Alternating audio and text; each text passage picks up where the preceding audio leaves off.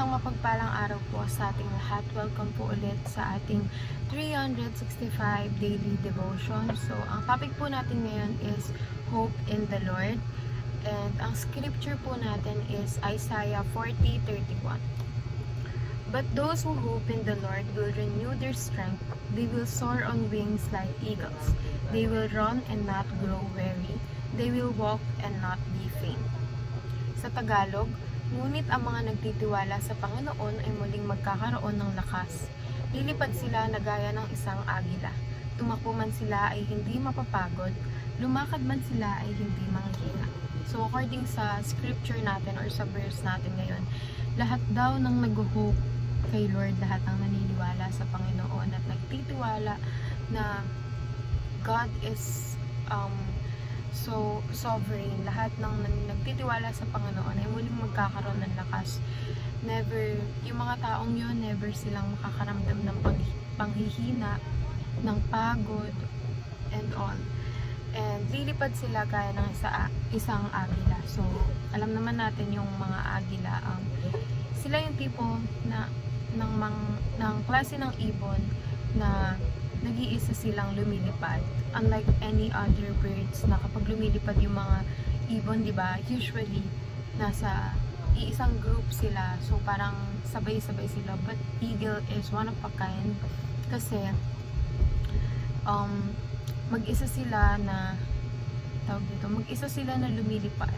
And kung ikukumpara natin yung sarili natin sa isang eagle, kaya natin maging mag-isa. We can soar our wings like eagles when we are hoping in the Lord, when we are trusting in the Lord. Ang unang katuruan po natin ngayon is those who hope in God will first renew their strength. So lahat ng naniniwala at nagtitiwala sa Panginoon ay mare-renew yung kanilang mga kalakasan. Kung meron silang pinagdadaanan is papalakasin sila ni Lord, and kung ano man yung pinagdadaanan nila, bibigyan sila ni Lord ng lakas ng loob para malampasan kung ano man yung bumabagabag sa mga isipan nila. Pangalawa, soar on wings like eagles. Ang mga eagle kapag lumilipad, talagang mataas talaga ang lipad ng mga agila. And kagaya ng mga tao, kapag nagtitiwala tayo sa Panginoon, tumataas yung lipad natin eh. Kumbaga, we are on top, on the pedestal. Ibig sabihin, nagiging nakakaya nating lumipad ng mataas, ng matayog dahil God is with us and God is renewing our strength.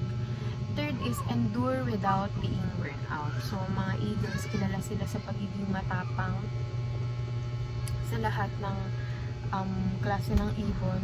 Sila ang hari ng himpapawid, ang mga eagle, and they endure all the things. Yung mga bagyo, ayan, kaya nilang i-endure yan.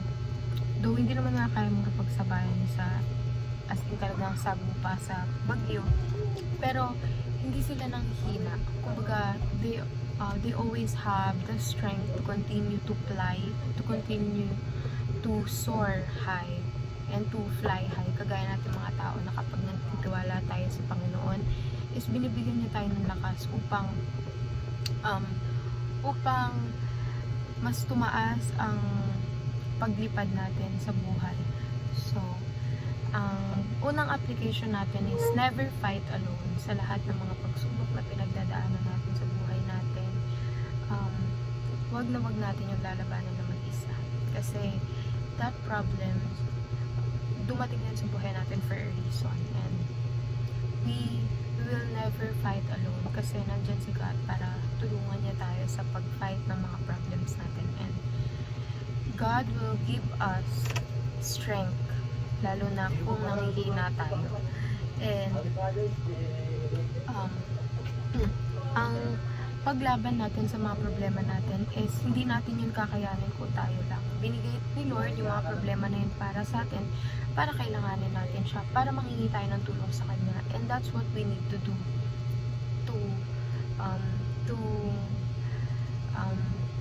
and that's what we need to do, ang manghingi ng tulong sa Panginoon, dahil siya lang ang makakatulong sa atin upang malampasan natin kung ano man yung meron tayong pinagdadaanan. Next is get strength from the true source of power. So, ang true source of power natin is walang iba, kundi ang ating Panginoon.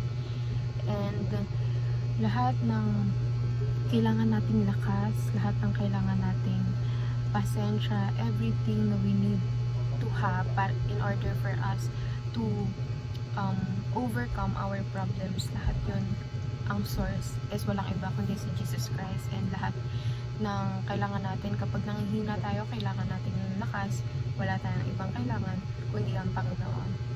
Kung nag-overthink naman tayo or inaatake tayo ng anxieties, wala tayong ibang kailangan na pagsabihan kundi ang Panginoon, kasi sa kanya lang natin makukuha yung tunay na lakas, kung saan yung lakas na binibigay ni Lord, hindi lang siya physically or but emotionally and spiritually. Kasi when God gives you the strength, you can overcome anything.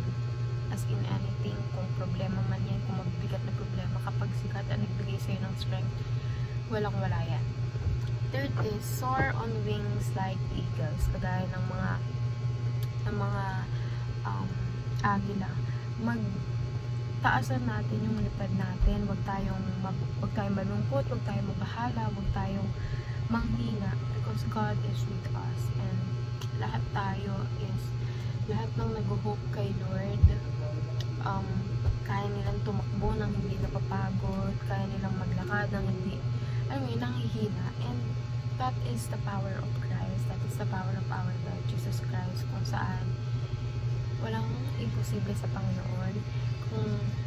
Kung tayo lang ang mag-handle ng mga problema natin alone, mapapagod tayo eh. At some point, susuko tayo. But when we are hoping with God, and when we are trusting God, He will give us the strength. Kaya nga sabi, diba, sa Philippians 4:13, I can do all things through Christ who strengthens me. Ibig sabihin, walang kahit anong pwedeng gumalakit sa akin kapag si Kristo ang kasama ko.